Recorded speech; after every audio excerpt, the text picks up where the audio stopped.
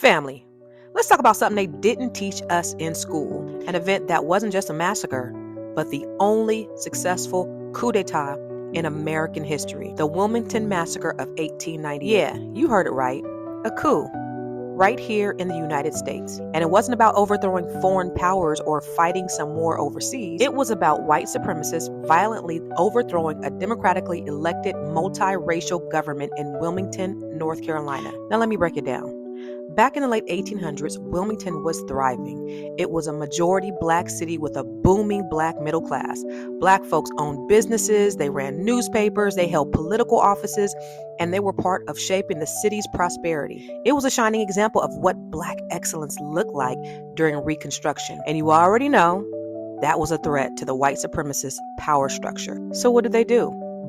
On November 10th, 1898, a mob of about 2,000 armed white men, led by white supremacist leaders, including former Confederate soldiers, stormed the city. They burned down black businesses, including the office of the Daily Record, a black-owned newspaper. They murdered an estimate of 300 black men, though the exact number is still unknown because history tried to bury the truth. But it didn't even stop there. This mob didn't just commit violence. They forced the resignation of the city's elected officials, many of whom were black, and they installed white supremacists in their place. That's a coup.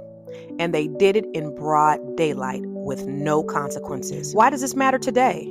Because this wasn't just about Wilmington. It was part of a larger movement across the South to reverse the progress black people made after slavery. After Wilmington, Jim Crow laws tightened. Voter suppression became the norm, and racial terror became a tool to keep black people politically and economically oppressed. And the wildest part?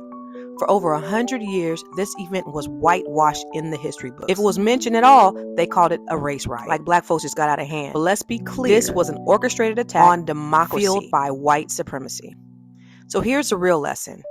Wilmington is a reminder that our progress has always been met with resistance, but it's also proof of our power. The fact that black people were thriving, building wealth, owning property, running newspapers, that's what scared them. Our success is the real threat to systems of oppression. So, as we build our businesses, grow our money, invest in our communities, and reclaim our history, remember this.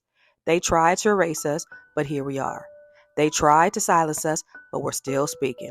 They tried to stop us, but we still rising. This is the story of Wilmington. Now drop a black fist in the comments and share this to someone who needs to know this black history.